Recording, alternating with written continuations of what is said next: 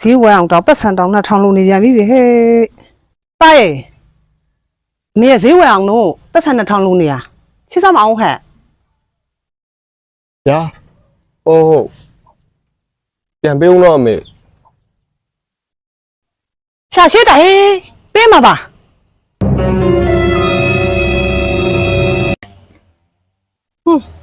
ဆက်ပြန်မုန်းတကွာလည်းကုန်ပြီဟဲ့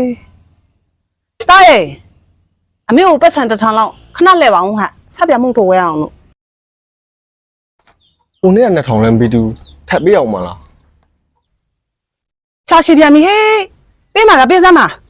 တားပတ်စံလဲအမေပတ်စံပဲတားပတ်စံလဲ